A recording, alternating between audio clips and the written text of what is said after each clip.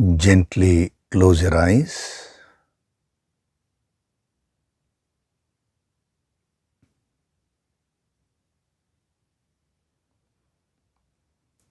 Do deep breathing.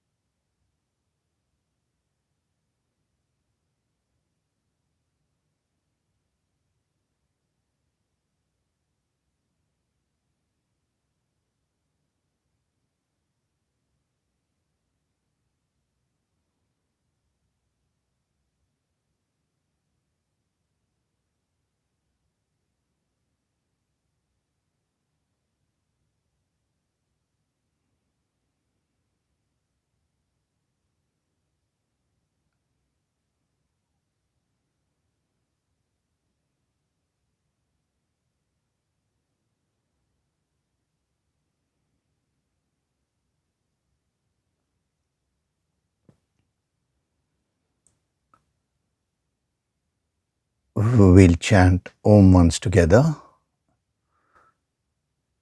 Synchronize the chanting of Om with your exhalation.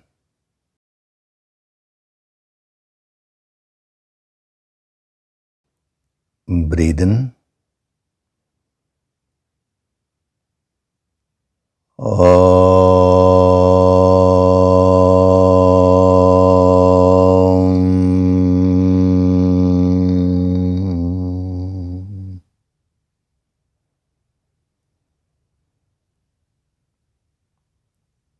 Om Sahana Vavatu Sahanau Bhunaktu Sahaviryam Karavavahai Tejasvinavaditamastu Mavit Vishavahai.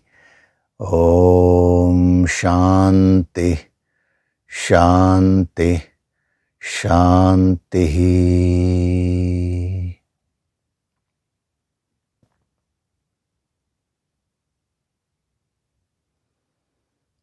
Gently open your eyes.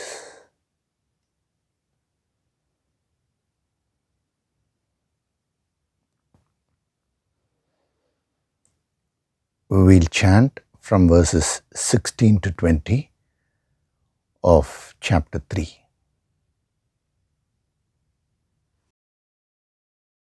Evam pravartitam chakram Evam pravartitam chakram Nanuvartayati hayah Nanuvartayati hayah Aghayurindriya ramah Aghayurindriya ramah Mogham partha sajivati Mogham partha sajivati Yastvat maratireva syad Yastvat maratireva syad Atmatriptascha manavah Atmatriptascha manavah Atmanyeva cha santushtah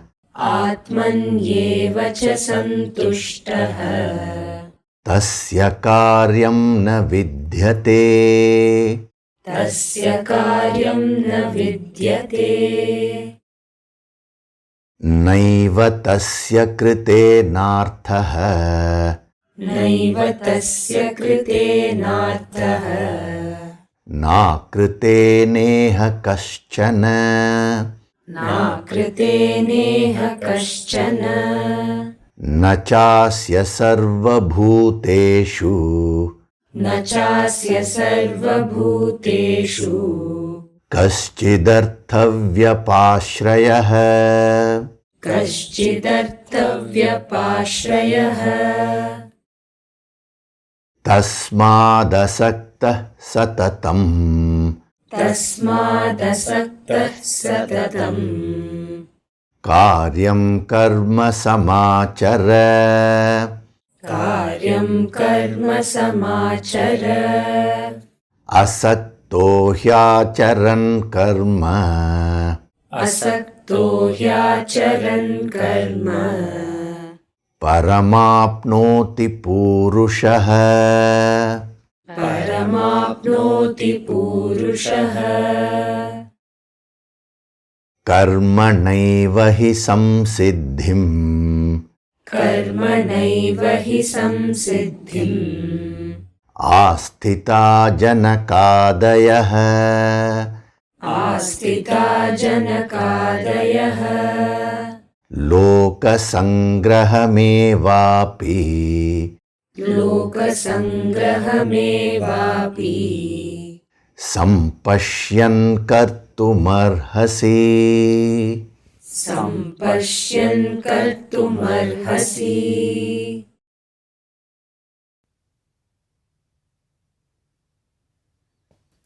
Hari Om, and a very good day to all of you.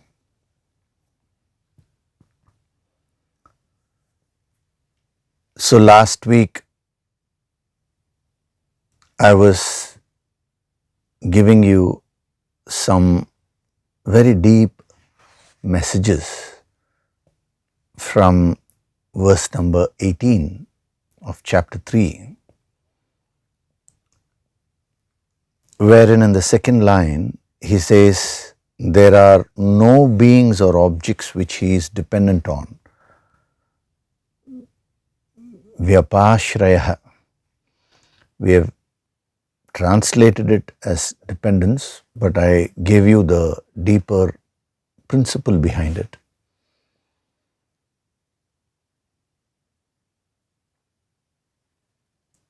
So if you take the journey of your soul, it is not restricted to this birth alone. See, within this birth, every day you wake up, you act, you do various activities, and then every night you go to sleep.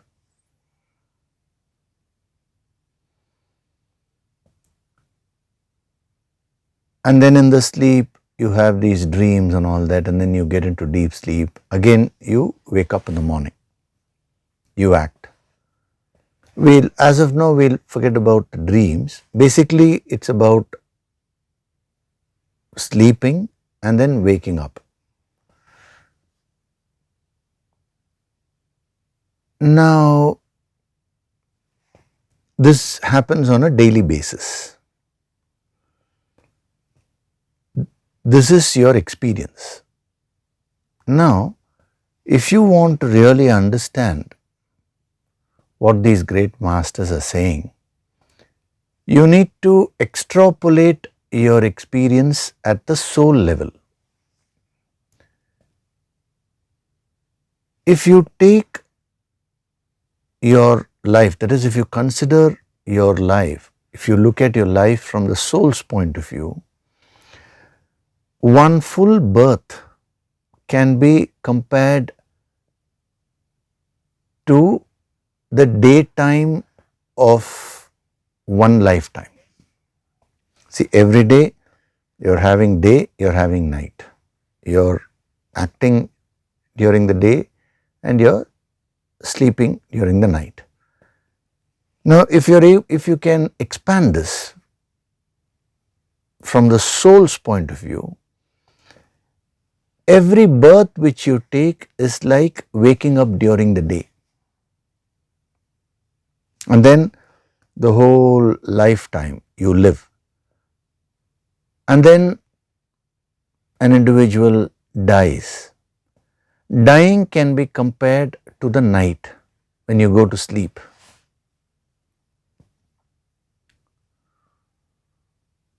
Now, what happens during that time? That's why all that we are not discussing here. That's why I said even in that day and night example, forget about dreams and all that. So, you sleep for a while and then you wake up. Similarly, once a person dies, he or she goes through a period of night, which is what we call as death. And then again the person is born. It's equivalent to waking up the next day. The only difference is, in one lifetime you keep waking up in the same body. But from the soul's point of view, you keep waking up, or you're born with a different body. So you have day, night, day, night. You're awake, you're asleep. You're awake, you're asleep. This chain is going on in your life. Similarly, if you take the soul, you are born and then you die. You are born and then you die. You are born and again you die. This cycle keeps on going.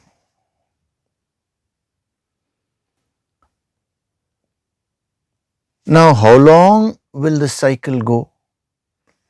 Till you realize your higher self, till you merge with the infinite, which is what they technically call as moksha. Most people have this wrong idea that the moment a person dies, now that person attains moksha. No. Moksha means enlightenment, freedom, liberation. When a person dies, that person has only dropped the physical body, not the desires, the vasanas, the karmas and all that. So, based on the karmas, that person will again come back. See, you should understand this very clearly.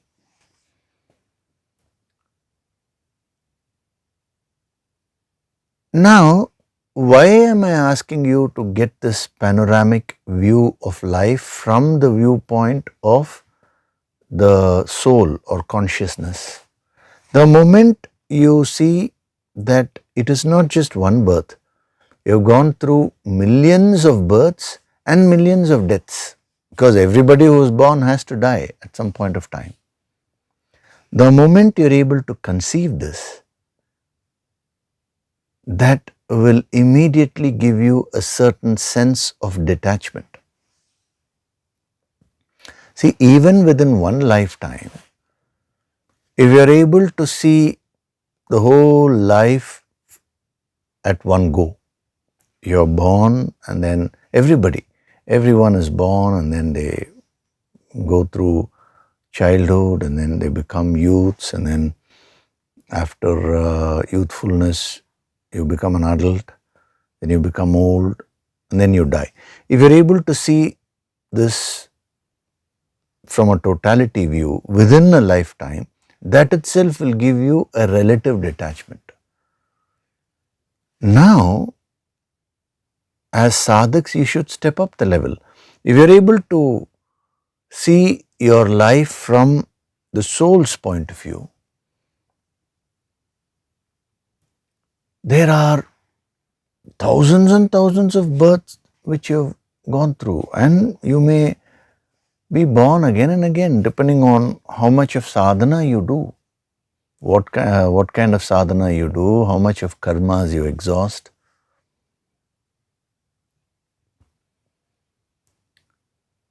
This is the whole journey of the soul. So the moment you get this panoramic view of this of the soul's journey, then whatever value, that extra value which you have for this particular birth will immediately drop. See, he is just saying that person is not dependent on anything. One is that state. Once you get to that fourth state, that is the Turiya, the state of Turiya, which is enlightenment, you will automatically become independent of all this because you've become dependent on the infinite. You're completely merged with the infinite. But till then, what do? The mind's tendency is to get attached. Whether if you meet a person, you will get attached. If you have some object, again you will get attached to the object. You will get attached and addicted. So how do you safeguard yourself? By the practice of detachment. But the problem is detachment cannot be practiced beyond a certain extent. It is again subject to your level of consciousness. So that is why I am giving you this tip. Whatever level you are in, if you can step up your level and get a broader picture of life, now that will help you to practice detachment.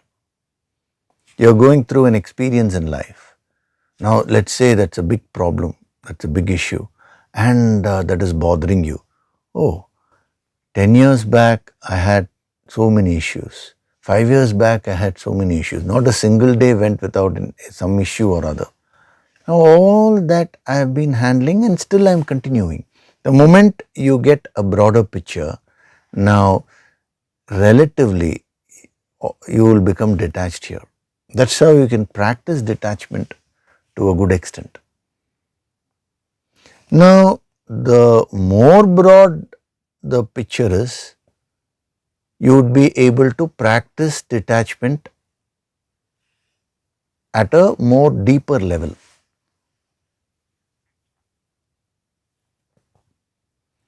Now, if you are able to look at it from the soul's point of view, it is the broadest picture you can get. Incidentally, in the next chapter, Krishna will be saying this. He'll tell Arjuna, you have gone through a lot of births and you're coming in right now, you're before me, gaining this wisdom. You've gone through many, many births, Arjuna. You know them not, but I know all of them. Krishna is not seeing Arjuna merely as an individual. He is seeing the soul of Arjuna and he says, your soul has gone through so many things and I am seeing that. He is trying to step up the vision of Arjuna. So the tendency of the mind is to get caught up with that particular experience and then your whole vision becomes so narrow. So a yogi learns this art of broadening his or her vision. How much you are able to broaden, that depends on how consistent you are able to do your sadhana. If you do your sadhana properly on a daily basis, over a period of time, you will start developing a broad vision of your life. And then from one life, you will move to all your lives.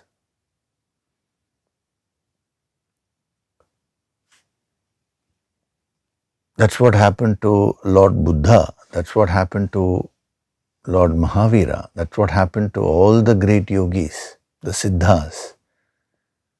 They called it as Pratiprasav Sadhana, going to the past. Past means even in this birth, right up to your childhood and then when you were in the mother's womb and all that, and then all your past births, and then releasing all the baggage, releasing all the karmas which you have gathered. Buddha called it Jatak Smaran. Mahavira called it as Jati Smaran Sadhana, Jati Smaran Dhyana, the meditation. See, in theory you can know this, but practically can you do it? No way. Why? Because the mind is so attached in the present experience. That is why that particular sadhana should be done under the guidance of a master. It's called Pratiprasav Sadhana. Siddhas called the same thing as Prasav Sadhana. When you do the Yoga Sankirtan meditation on a daily basis, the same principle of Pratiprasav will happen to you in a small scale, which you can easily handle. That's why so many people tell me that when I listen to Yoga Sankirtan sadhana with my eyes closed, lot of thoughts come, lot of memories come. From where is it coming? Whatever you have stored inside is coming out. The energy is pulling it out. Pratiprasav is happening at a very small scale. So when you start offloading your karmas, you will be able to look at life from a broad perspective. And an advanced yogi can look at life from the soul's perspective. So Krishna is introducing Karma Yoga here, and then he will be taking you to that level of perception. Arjuna is merely considering himself as Arjuna, and Krishna as his friend. That's all he knows, nothing more. Which is quite natural. Anyone will know whatever that present life is, whatever body he or she is in, that life, and the concerned people whom he is relating to, that's all. But a master comes into your life to broaden your vision. Without preparing a student, a master will never give that vision of the past births and all that. It shouldn't be done, because that will disturb the mind. See, certain memories of this birth itself is causing so much of so much of problems and issues. Imagine if you start remembering all the past births. It shouldn't be done. It's a sadhana at an advanced level, and lot of healing Shakti should be given, that infinite Shakti, the Sanjeevani Shakti, will help in resolving the issues and exhausting the karmas. In the empowerment programs, the same principle is used, but in the background. Let's see, in the future, when the right time comes, the Pratiprasav sadhana also can be initiated, can be done. That one has to be, consistent in one's sadhana, and the mind has to mature to be able to handle the intensity of the experiences. See, let's say 10 births back, one experience has created a karma. That experience is very deep, no? Again, when you go through it, now that can intensify the karma also. So one has to be very careful.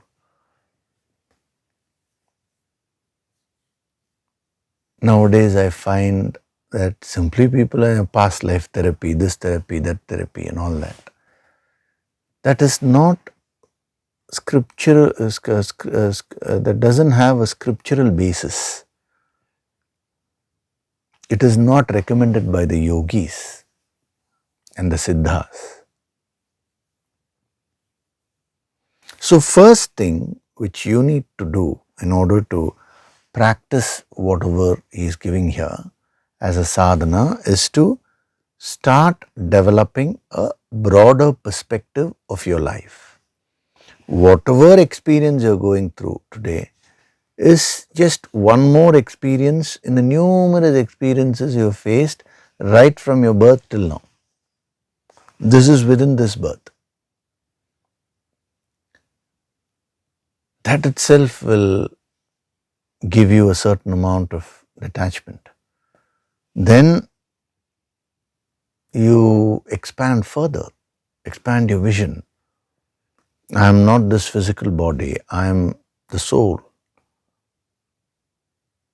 just as I am going through the various experiences in this birth, I have gone through many births in the past. The birth of an individual is not the starting point. See, if I were to ask you, what is your birthday? You will give me one date and one time and all that. When you say that that is my birthday, you're thinking that that is your starting point. But the yogis say no, that is not your starting point. This birth is a continuation of the soul's journey. Just as every day when you wake up, that is not your starting point. It is a continuation of the previous day.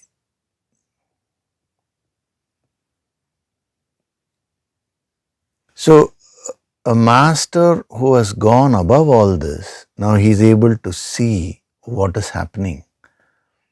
That's what Krishna says, I can see all the births, Arjuna, but you are unable to see it, and that is why you are so caught up. And he says, don't worry, Arjuna, I'll give you this wisdom. Whatever wisdom I gave to Vivaswan, we will be seeing that, the sun god and all that. It's so ancient, that's what he means. This ancient wisdom, I'm giving it to you now, Arjuna. Use this wisdom to go deep, to do sadhana, and come to that level where you're able to see the journey of your own soul. That is a very big milestone to be achieved in this spiritual path. And just as you have gone through a long journey, similarly, the person whom you're relating to also has gone through a long journey. So, when, let us say, someone dies who's close to you, now, when you have that deeper understanding that it is a soul's journey, that person's life has ended in this birth, now he will go through the sleep, which is what we are calling as death, and then again that person will come back, will be born again. So that will give you that detachment. It will help you to release whatever sorrow you feel. I am not saying you will not feel any sorrow. Of course, when a near and dear one passes away, there will be a lot of sorrow. But how do you release that sorrow? Most people just get bogged down by that sorrow, or they bury the sorrow deep within themselves. See, they say, no, time is the best healer. No, time does not heal anything. Whoever said it, that person doesn't know what he's saying. Time is not the best healer. Time is the best suppressor. It suppresses all those emotions somewhere deep within you. When you do the sadhana, again the whole thing will come out. It is only the sadhana which is the best healer, not time.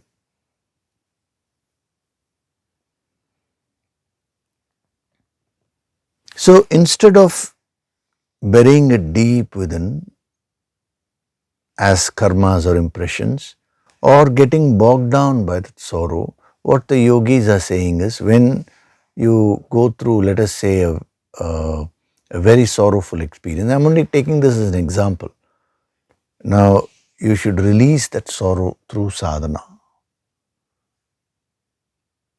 Every day do the sadhana, do the deep breathing, breathe through that experience and release it, release that emotion. The moment you release, you will learn the higher lessons of life from that experience. When you are caught up in a particular karma, you cannot learn the lesson. You will never outgrow that experience.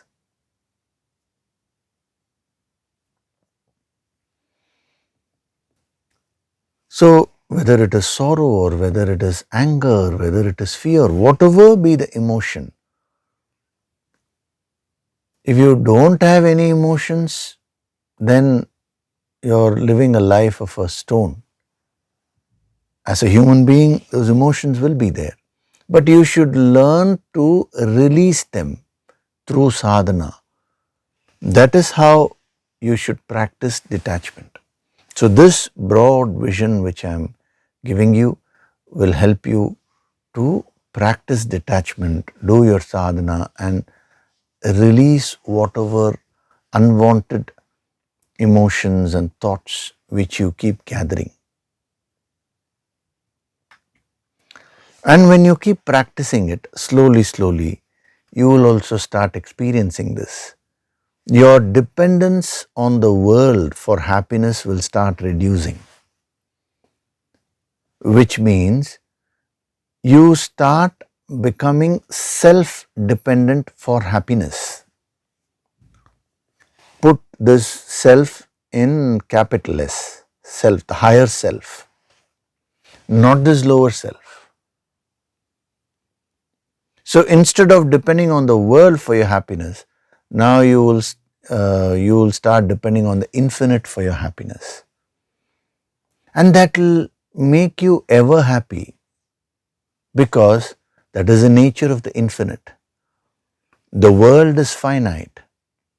If you are dependent on any object or being from the world for your happiness, that happiness will be short-lived. Supposing you are attached to a person, now when that person smiles, you will be happy. When the person is in a bad mood, you will also go into a bad mood. There's too much of fluctuations. So when these yogis said, don't be dependent, people took it as we should not contact the world. We should not relate with people if we come to spirituality. Nowhere in the scriptures have they said that. So this word vyapashraya is so important. Dependence. He is only talking of dependence. Are you dependent on the world for your happiness or are you independent? Last week I had given you that homework, no? Find out your Lakshmana Rekha. It's a beautiful homework. It's a beautiful sadhana. Wherever you cross the line, you will get into problems. So you will have to determine your line, and that is what is meant by leading a disciplined life. It is self-imposed, not told, not to be told by another person. See, a guru will not give you a list of do's and don'ts. Do this, do that, do this. No. A human being is not designed to function that way. As a human being, you have the choice of action. You have the capacity to think originally. So all that has to be developed and nurtured. That's what a master does. So a master will teach you the principles, but you need to apply them in your life and build your own discipline. You know, sometimes some people ask me, sir, this is a situation. Now, what exactly should I do? Now, I never answer it in a straight way. The reason is, if I say do this, they will just do that mechanically. I spend some time explaining the principle. Even if I say you need to do this in this situation, you will get best results. We should ensure that you understand the logic behind it. Why am I asking you to do that? Otherwise, another situation may come. There again you will get confused. So one is the principle, other is the application. So what is he saying here? Sarva, see, one is beings, bhutaha, the other is arthaha, that is objects. Now he says sarva bhuteshu, in all beings, and then kaschit artha, any object. He is covering it in total. There is no aspect of the world where a yogi gets stuck.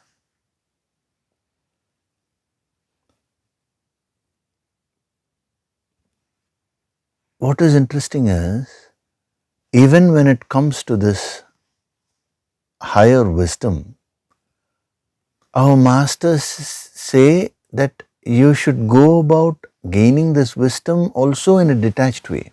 You should not get attached to the Vedas also, to the scriptures also.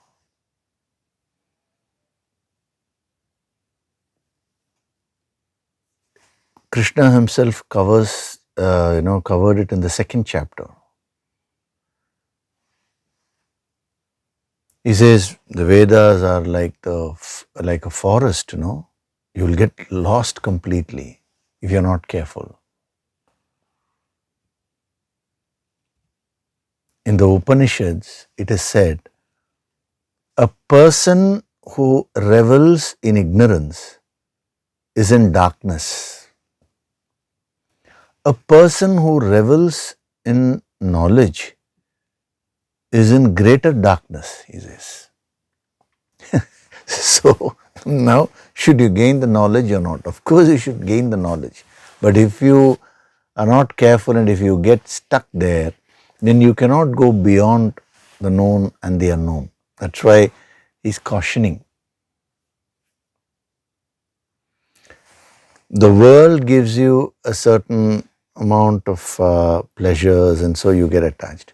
But when it comes to the spiritual pleasures, they are far more enjoyable and satisfying. That's where you need to be careful, he says.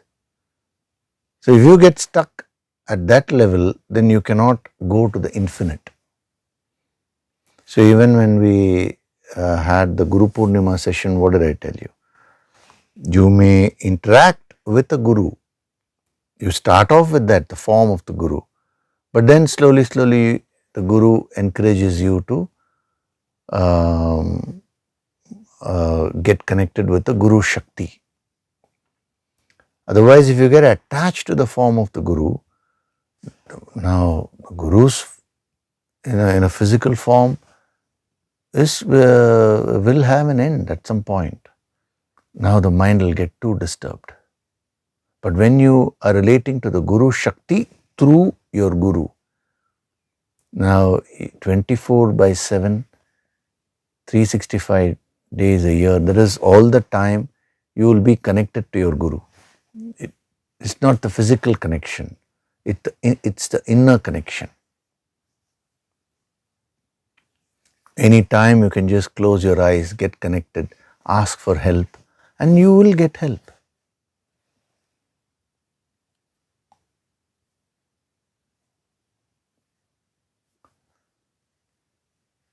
So that is why he is saying sarva bhuteshu kaschit artha.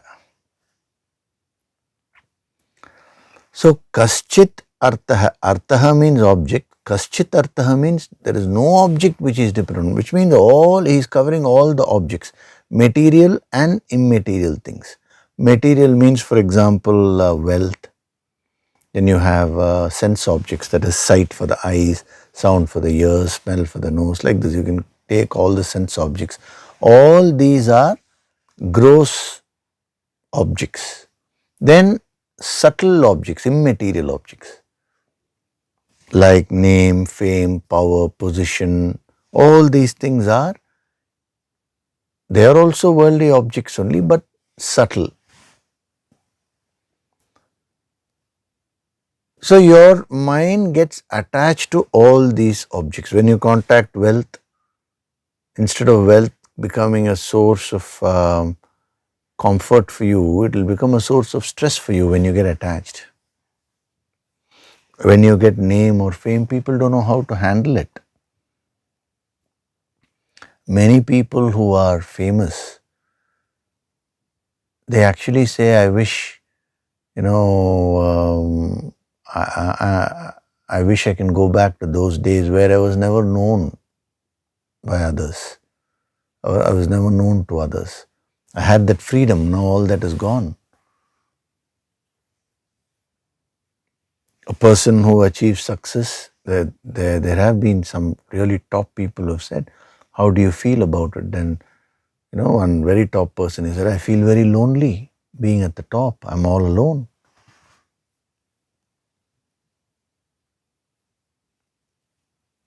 So, artha covers all objects, gross to subtle.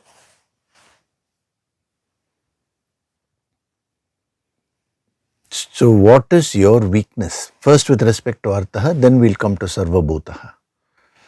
So, with respect to artha objects, where is your attachment? What is your weakness? You need to find out. Some people have an attachment for money, some people for sense objects, some people for name, fame, power, position. Somewhere you will compromise.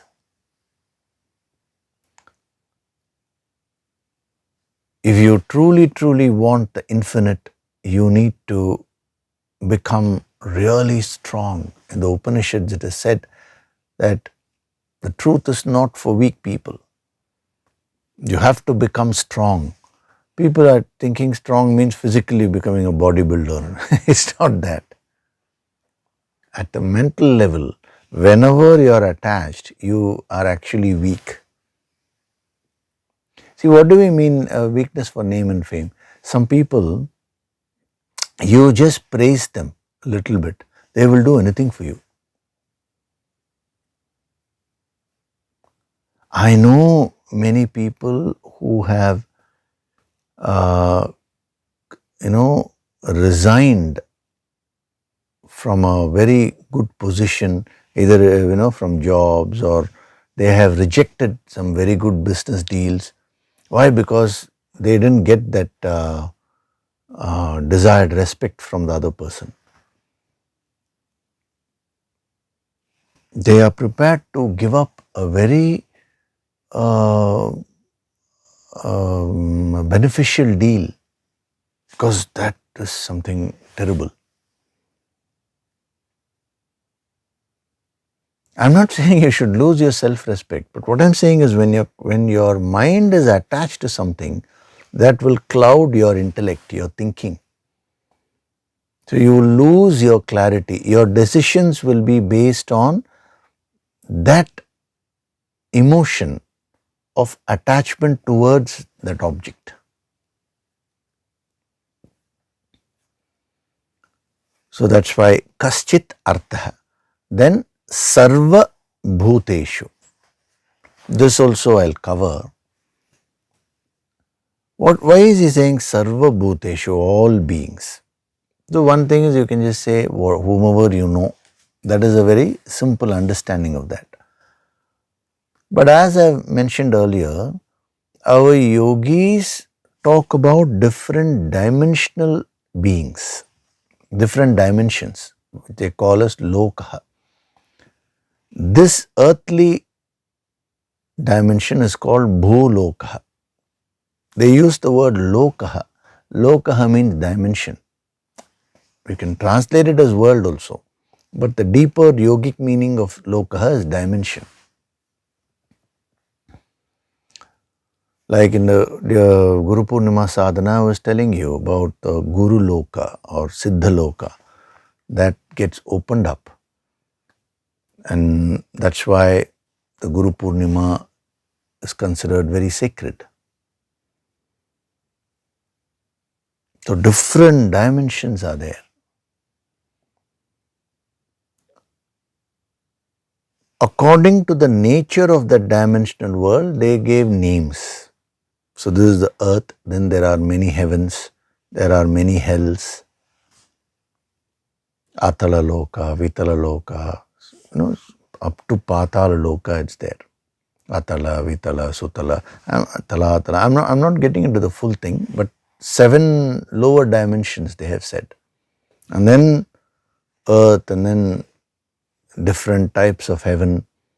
In between also there are many other lokas. As I told you, there are infinite dimensions actually. And then finally is the dimension of the infinite.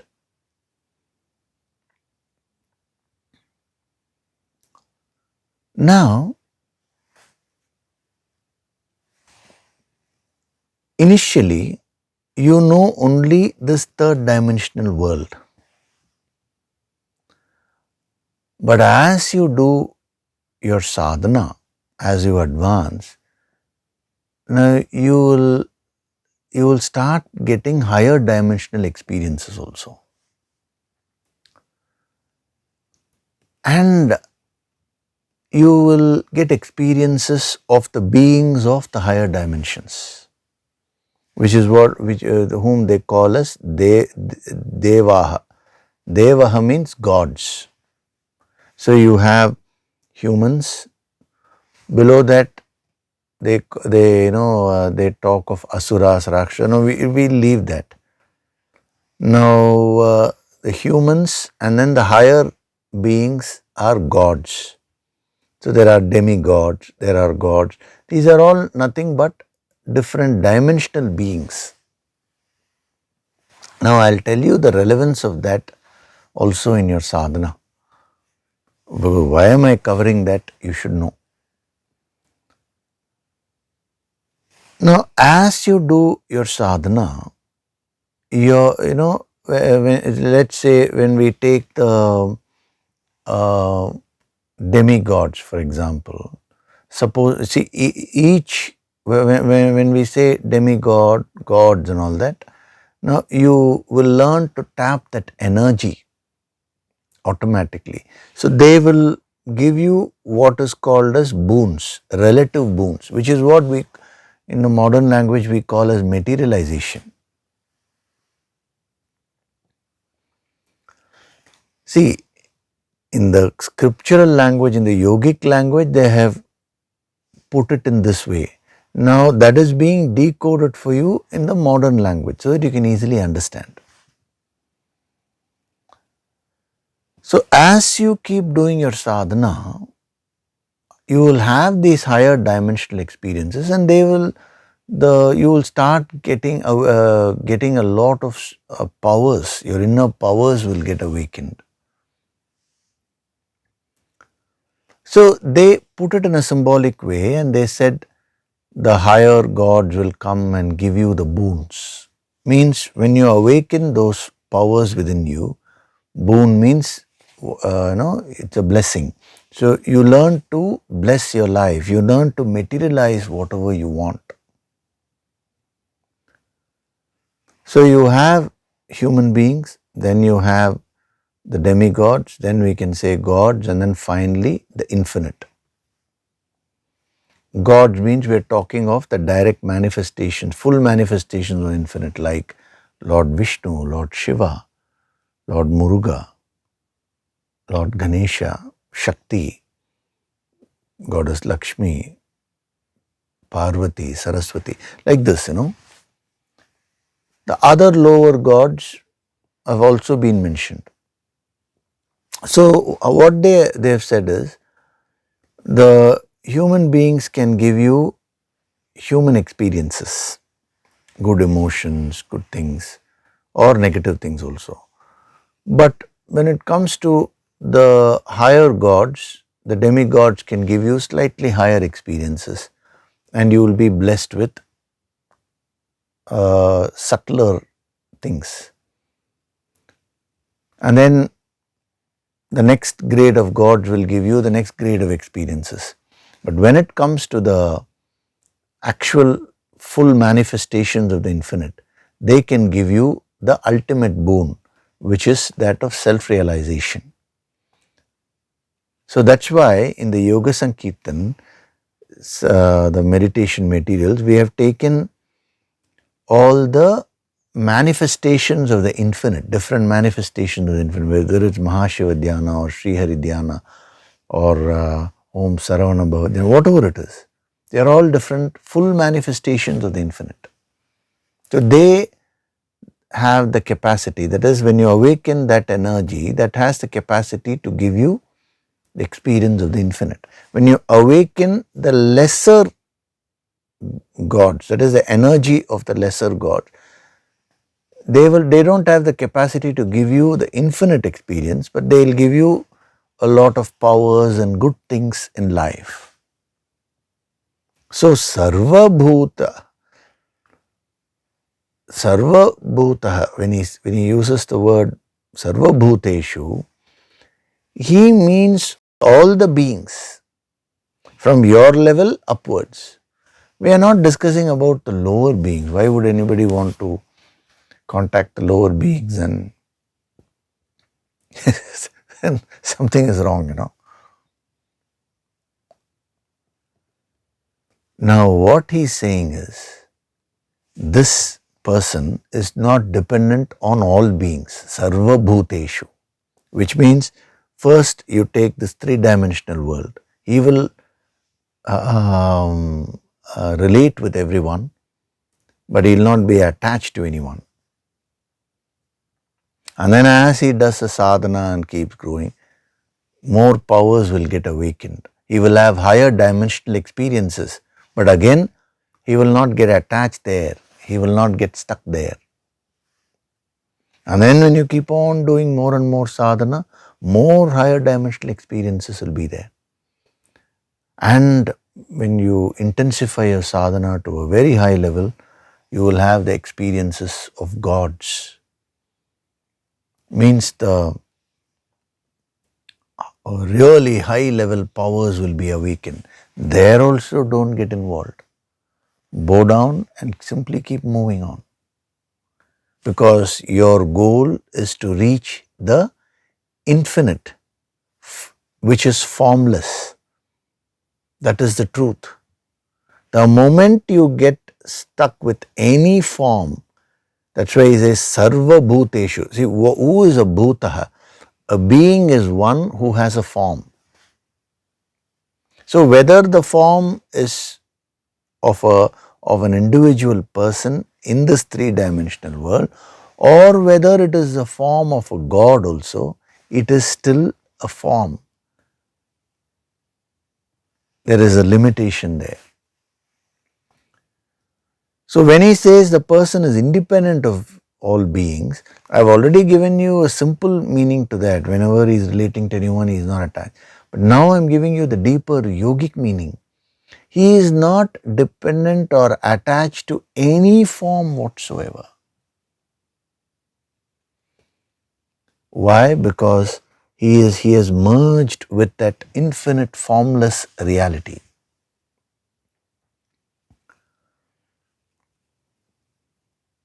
So, see, in the Sanatana Dharma, different what we call as sampradayas have come. Sampradaya means we can say different sects or different practices, set of practices, For example, a person who is devoted to Shiva, now Shaivism is there. Then people who are devoted to Vishnu, Vaishnavism.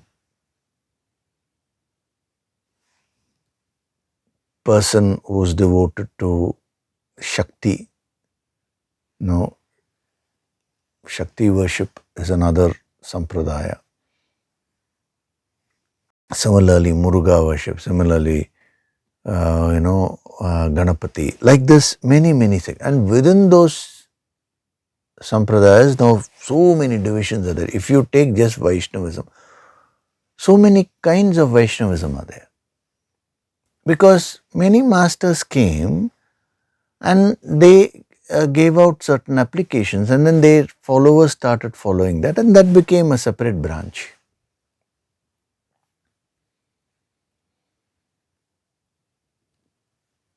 Similarly in Shaivism, similarly in Shakti worship, like this. But if you are not careful, you may get stuck with a particular branch, and then you will lose sight of the infinite. So what is true sadhana? For example, if you take Shaivism, people think worshipping Shiva is Shaivism. No.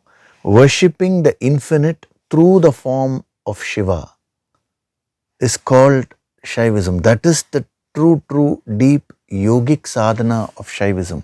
Similarly, worshipping the infinite through the form of Mahavishnu, that is called Vaishnavism.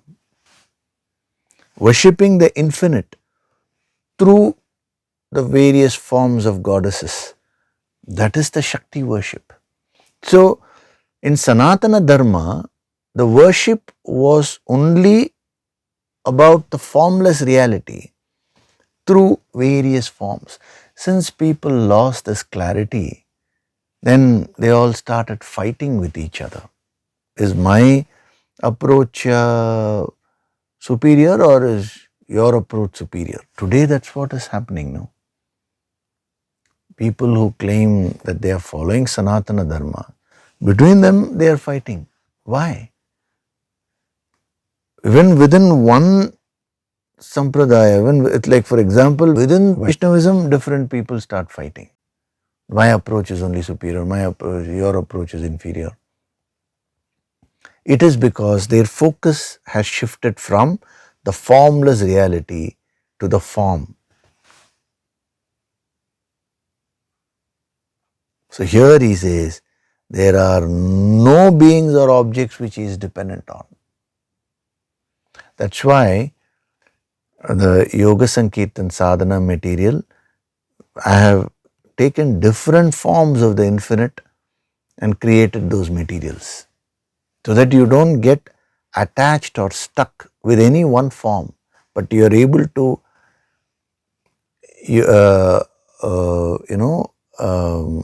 awaken that the energy of the infinite through the sacred sadhana. Now the next Yoga Sankirtan which is going to come is the Shakti series. Shakti series will be very powerful, direct Shakti, no, it's like live wire and live electricity.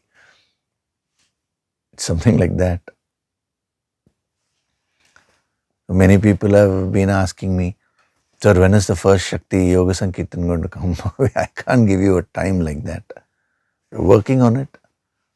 And I have to see the musical part itself is taking a while, and then I have to sit with it and bring it to a user-friendly shape, no, for you to use it, for you to get the correct benefit out of it.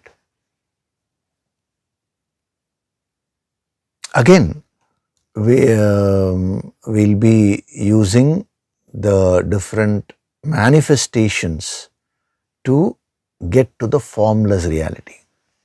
So from a normal point of view, there are no beings or objects which he is dependent on. Easy to understand. But from a deeper perspective, objects means material and immaterial objects. Beings means beings of all dimensions.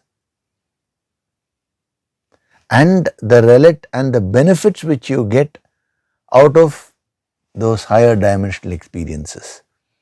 A yogi is never attached to anything. Because when you get the higher dimensional experiences, you will get some supernatural power. What we call as supernatural powers, actually, it's nothing, there's nothing supernatural about it. What they call as siddhi powers. But it is said in the scriptures that when you should never go behind these siddhi powers, because if you get caught up there, you will miss the infinite. I've received a question regarding this from one of the sadhaks, that is why I'm covering it. He's asked about the siddhi powers and all that. See, the siddhi powers are as worldly as any other power.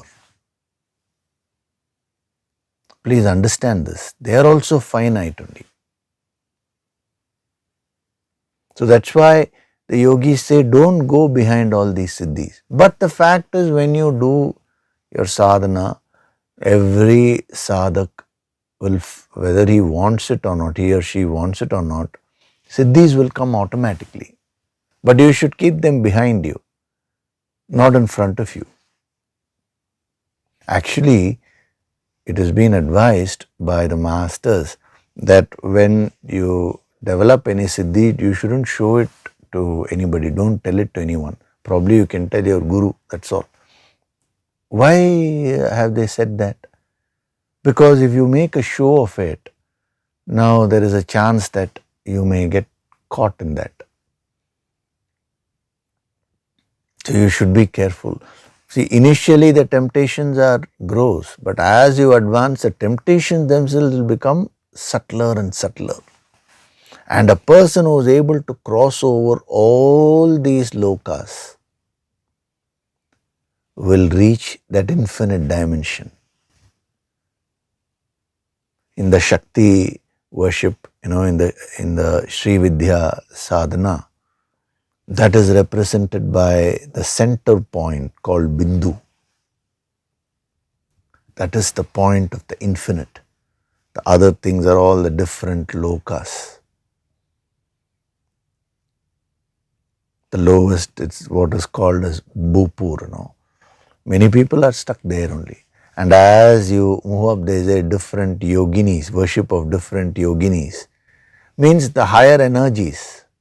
That's what I'm saying, the higher dimensional experiences you will get. But the focus there is that Bindu, the central point. See, many people have the Sri Chakra, the Mahameru and all that, but that is a very deep sadhana. It is actually the yogic sadhana, the inner sadhana has been depicted in that external way. Any approach you take, the essence is the same only, the path of moving from finite to the infinite.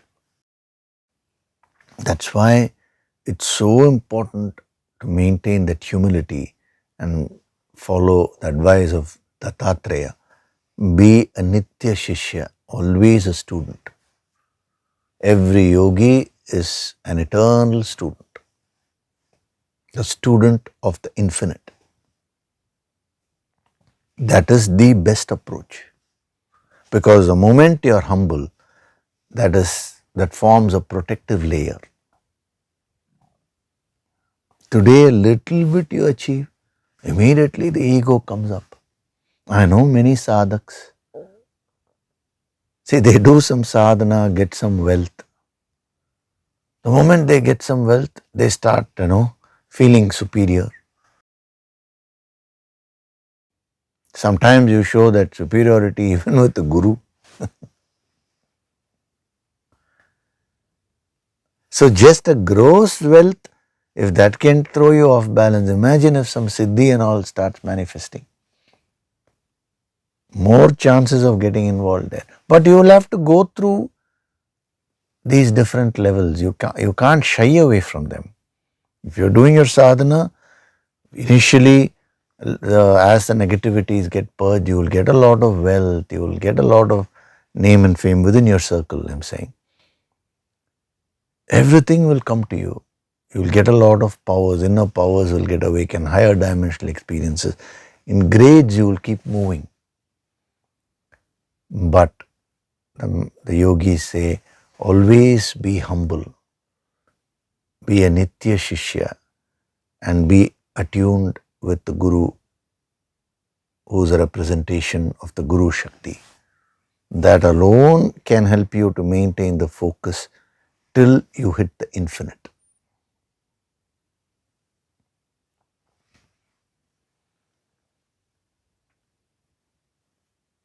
When Vedavyasa's son Sukhamuni, when he went to King Janaka to learn, I'm not going through the full story now, he was already a tapasvi, he had a lot of siddhi powers.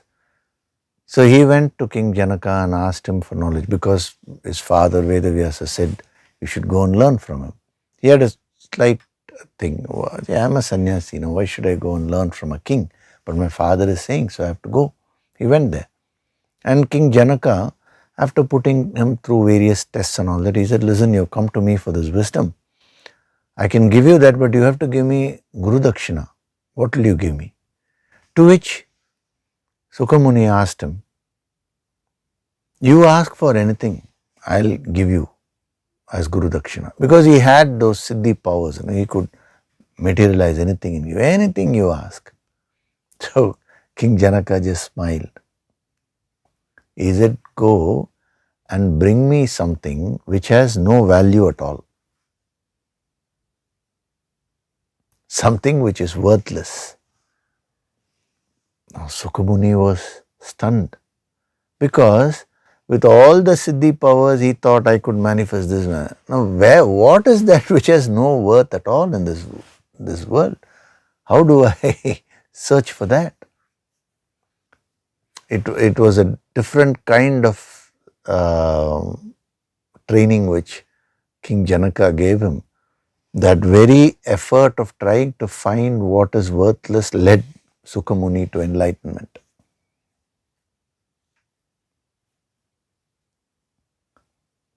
So, the great Sukamuni who had all the siddhis and Janaka didn't have any value for that.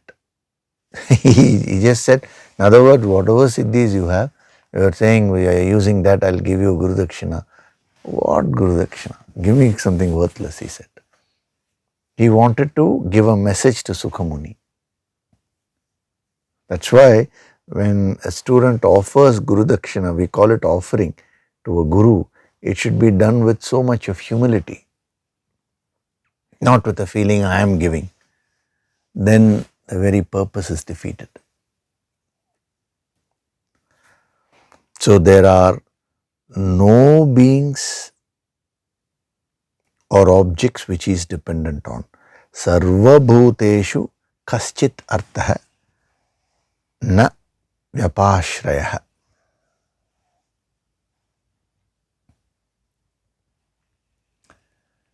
So now, before we move on to the next verse, I will just give you a small point pertaining to this verse, then we will move on to the next verse. And that is, see, in the previous verse, he gave the point about happiness.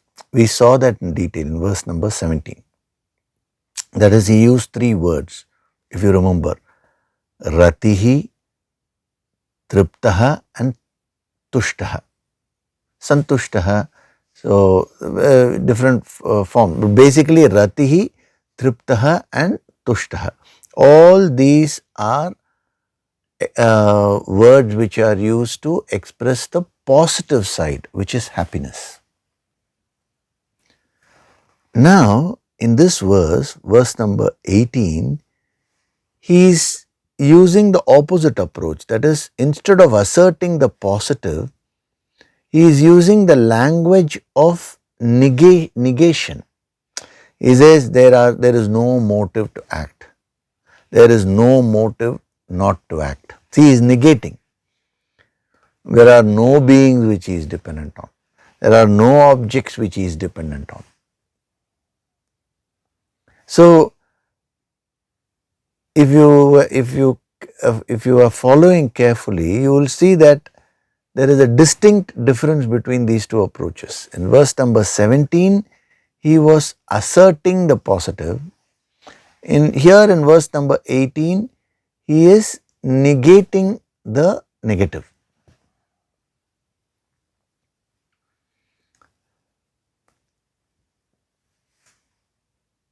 These are two powerful techniques which the great yogis have used. Now I am giving, by comparing these two verses, I am explaining to you the principle behind these two approaches so that you can use them effectively to achieve anything which you want. Supposing you want to build a habit. Now, what do? There are two ways in front of you. One is to negate the negative. The other is to assert the positive. If you combine both these approaches intelligently, you will be able to build a habit very easily. I'll give you a simple example. Supposing you want to wake up early in the morning. Now, if you're not getting up early in the morning, it means you're sleeping late in the night. Usually they both go together, right? So you want to wake up early in the morning. How will you achieve that? There are two ways of going about it. One is, irrespective of whatever time you sleep in the night, you wake up early in the morning. This is asserting whatever that habit which you want to build. Straight away you want to do it and you go about doing it. What will happen? You will feel very sleepy throughout the night, throughout the day. But you should have a lot of determination. I'm not going to sleep through the day. That night, again, because of your past habit, you will sleep late. But no, nothing doing. I will get up early in the morning. So you keep on asserting that which you want directly. Over a period of time, what will happen? You will automatically start sleeping earlier than whatever time you used to sleep, because you will not be able to be awake. 2 days, 3 days, 4 days. After that, supposing let's say you're sleeping very late in the night, much earlier to that, automatically your eyes will close and you'll go off to sleep. This is one approach. The other approach is, you don't tackle, you don't bother about waking up early. You focus on sleeping early. Earlier I was sleeping at this time. Now I will sleep 1 hour prior to that. You will find it very difficult because your body is used to sleeping at that time. But you slowly, you advance the sleep timings. Now you will be able to anyway sleep only for whatever number of hours you're sleeping. So when you start advancing your sleep time, automatically your wake up time will also start becoming early. Your waking up time also. So either you can assert whatever the habit which you want to build, or you can negate the negative habit. But the best approach would be a combination of both, which is what he is doing here. In verse number 17, he asserted the positive, and then verse number 18, he is negating what he's telling. He is using the language of negation, what it is not. So this is an amazing principle. It's only when you use the yogic approach that you can even understand this. And when you understand this, you can use these two techniques to gain complete control over your mind. You can build any habit in life by intelligently combining these two. There is these two approaches. Either you negate and then assert, or you assert and then negate. But a combination is the best way. See, supposing you have a glass of colored liquid, but you want to pour water into it. What are the two ways? One way is you take the glass and throw away the colored liquid, wash it and all that. That is, you are negating whatever you don't want. And then you pour water. This is one way. The other way is, let the colored liquid remain as it is. Just take the water and start pouring. Slowly, the color will start changing. All the color will go away, and after a while it will be filled only with water. This is asserting straight away whatever it is you want. So in life, to tackle the mind, you should use both these techniques effectively. And in Advaita Dhyana, which is the highest type of dhyana, we use both these methods only. Even in the Nididhyasana meditation, I am not this body, I am not this mind, I am not these emotions, I am not the various thoughts. This is the language of negation. I am that supreme self, that infinite formless reality.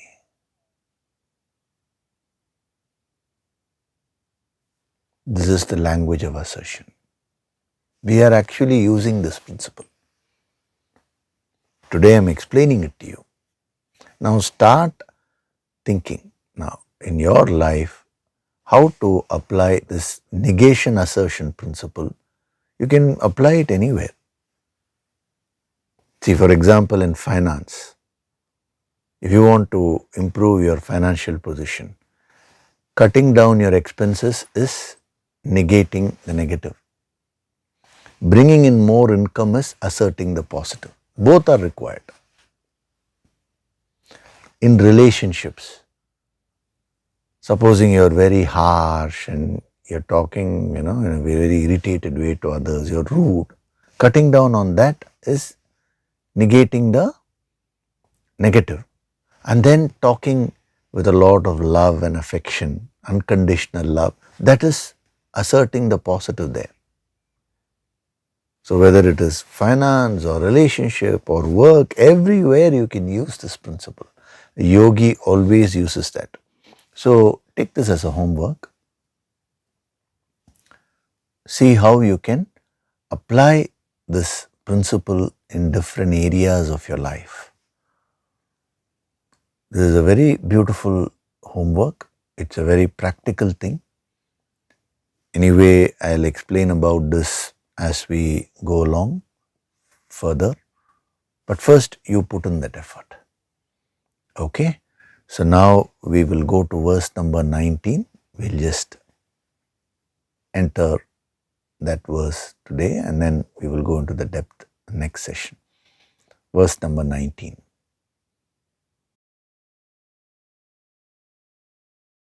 Tasmadasakta satatam Tasmadasakta satatam karyam karma samachara karyam karma samachara asatto hyacharan karma asakto hyacharan karma paramapnoti purushaha paramapnoti purushaha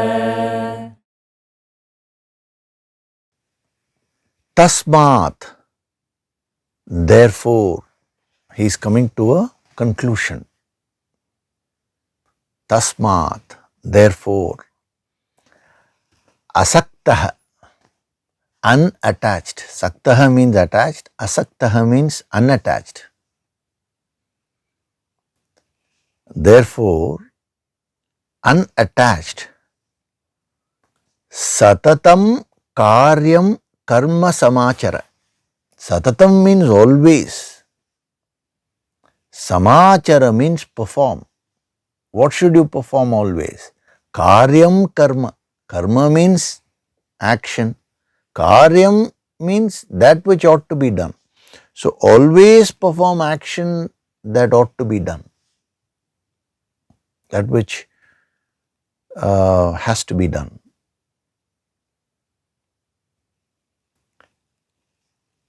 Asakto hyacharan karma. Asaktaha hi acharan karma. Paramapnoti purusha. Why should you act in such a way? Because, he says, by performing action without attachment, asaktaha hi acharan karma, parama apnoti.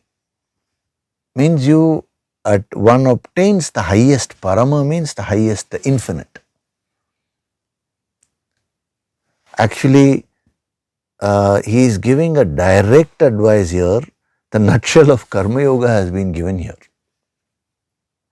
Now you may wonder then what is he going to give in the next verses? Verse after verse, it will be so inspiring. He is asking you to do something, and then he gives you the reason why he is asking you to do it. This is what I told you, no? A master always does that. He doesn't give you merely do's and don'ts. Do this, don't do this, do this. He doesn't do that. He will ask you to do it, and then he'll explain the principle behind it, which is what Krishna is doing here. Tasmat, therefore, unattached, without any attachments, asaktah, satatam karyam karma samachara. Always perform action that ought to be done. In your life, in this at this moment, in your present situation, what am I supposed to do? Let me do it to the best of my ability. That should be your approach. Always. Why should you have that approach? Sir, why are you asking me to do action? He says, by performing action without attachment, one obtains the highest. Merely by performing action, you cannot reach the highest. You will only increase your karmas if you act in an attached way. He says, when you act in an unattached way, detached way, then you can reach the highest. So he is not asking you to go away from the world. See, what is interesting is, this verse number 19 is a practical application of the principles which we have studied in the previous verses. So, I was explaining to you about detachment, being independent, not being dependent on the world. So many things we saw. Happiness, all. Now, he is getting on with the practice, the practical application. When we go into the depth of it, you will find it very inspiring, and so many tips are hidden in this simple verse, apparently simple verse. Those tips will help you to, make your life so wonderful, because direct practical tips are there.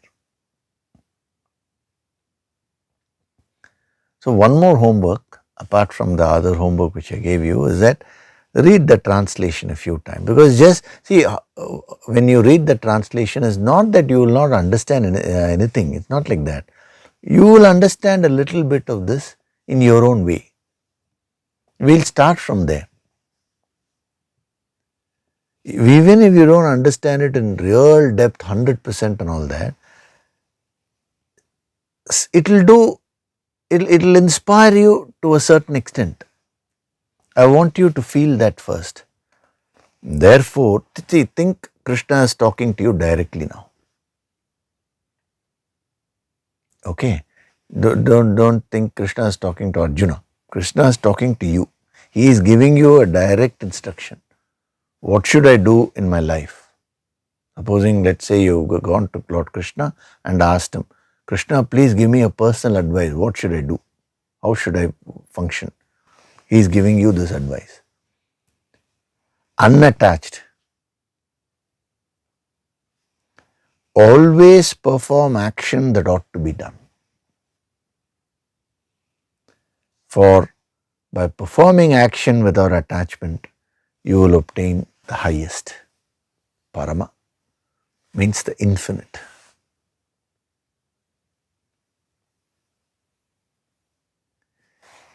Just read the translation and feel the energy. It will urge you to action. It will give you the clarity. You will start finding out, what should I do now? What does he mean by ought to be done? What are my duties? This verse, when we use the yogic approach and absorb that energy, it's an amazing verse. It gives you that energy to get on with life, to do karma yoga. And using the yogic approach, we'll be going into the depth, we'll be splitting up the verse in a yogic way, and many tips will be given to you. All that will only keep giving you more and more energy to act in this world. That is what true spirituality is all about. True spirituality should give you that strength, that clarity to act better in the world. If you say, I'm doing a lot of sadhana, still the slightest of challenges throws me off balance. Little bit, I just get a small fever or I just sneeze one day, a little bit of cold, that upsets me so much, sir. Then what is the use of your sadhana? You should be in a position where you're strong and you should give courage to others. That is why you're doing sadhana. No? So, this verse gives you that energy to act purposefully, to act with a lot of enthusiasm, to act in a perfect way in life. And why should you get on with that kind of action, karma yoga? Because that will give you the infinite.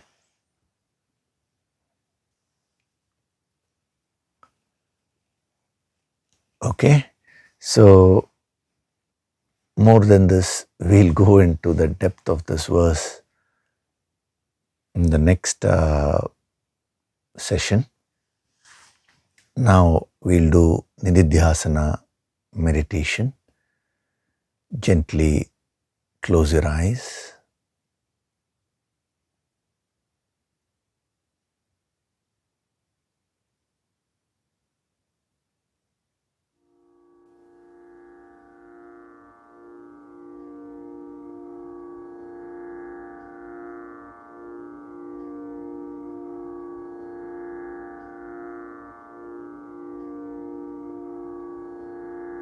Do deep breathing.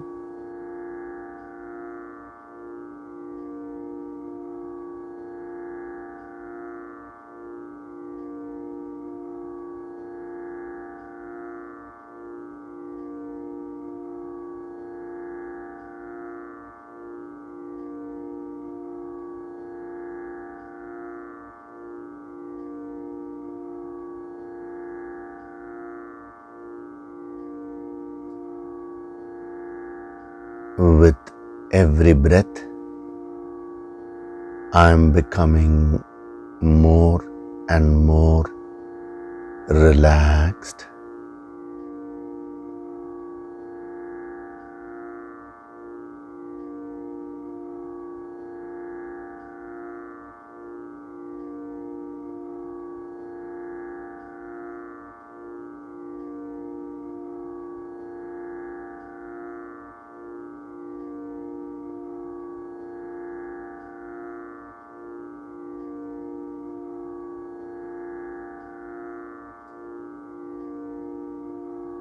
Feel the divine vibrations.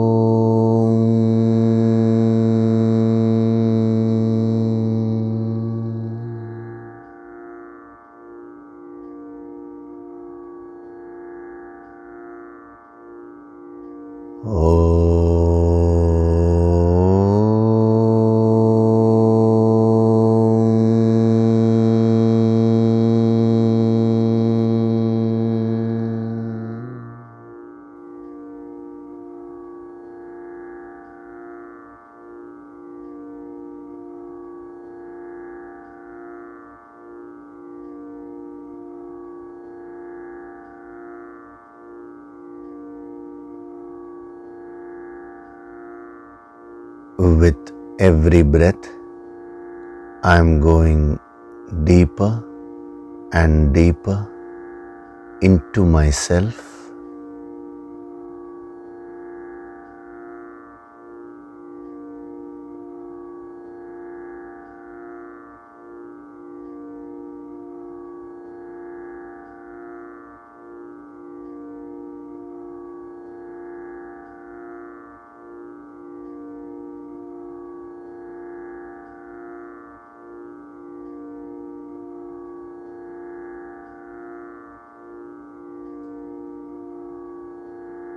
Beyond my physical body, beyond my pranas, beyond my emotions and thoughts, lies my real self.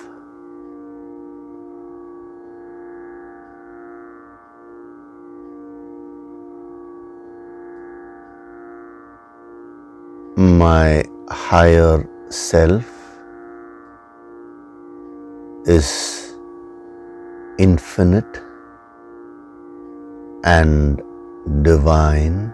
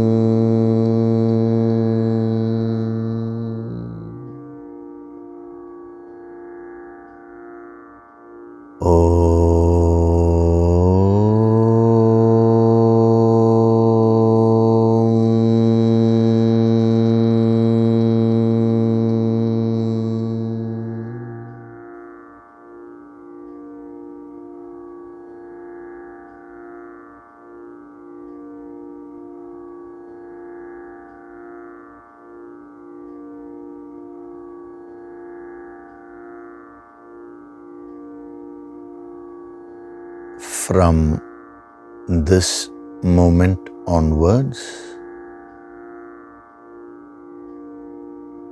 I choose to do my sadhana sincerely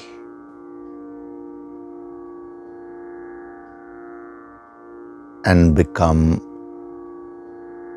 detached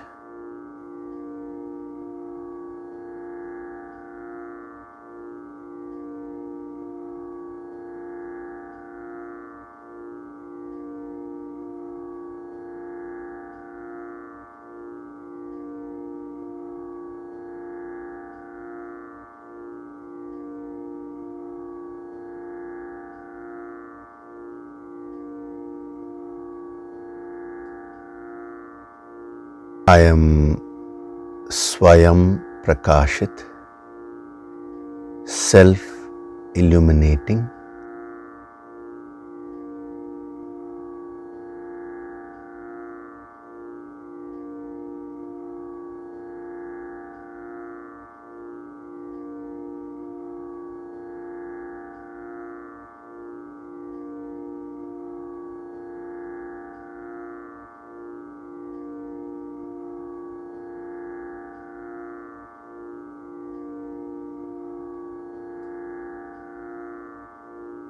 Offer your gratitude to God Supreme.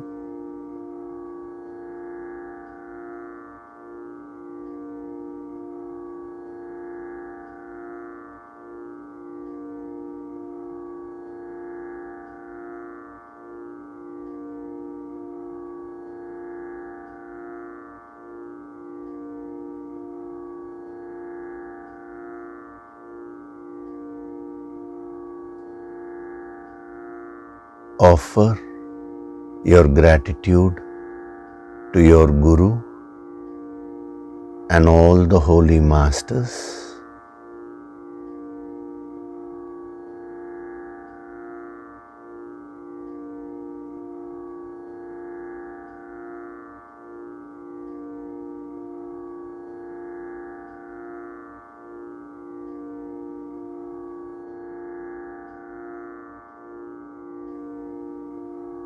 Wriggle your fingers, your toes,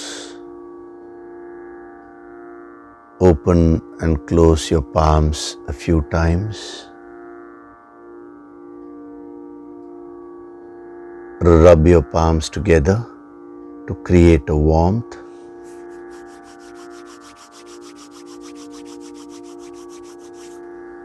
And cup your eyes with your palms.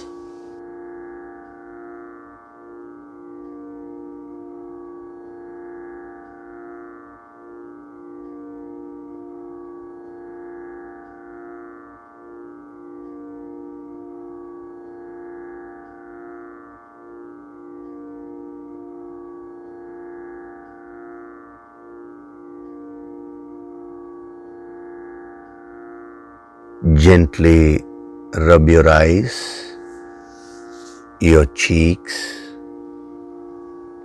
forehead, the top of your head, the back of your head, your neck, and slowly open your eyes.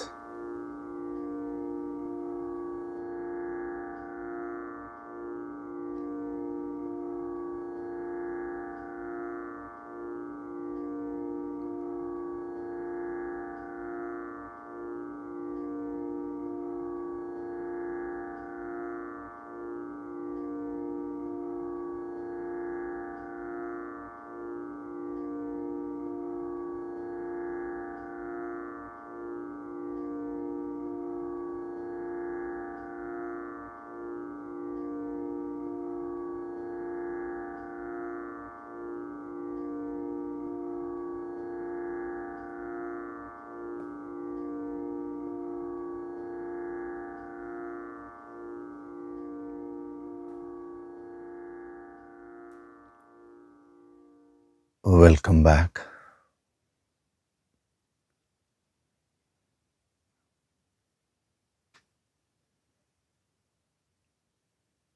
So we had a wonderful session today.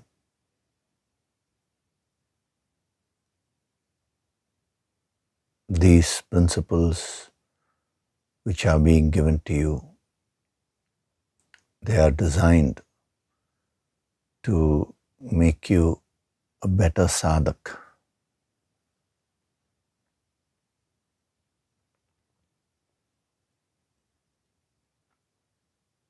And when you keep doing your sadhana properly, you're well on the road to the infinite. As he says, parama apnoti. You can obtain the infinite as well within your reach only. You just have to take the right guidance from the right master and get on with the right path. That's all.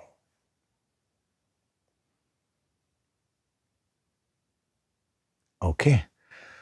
So next week we'll go into the depth of verse number 19, but do that homework and come. Thank you very much. I'll see you in the next session. Hari Om.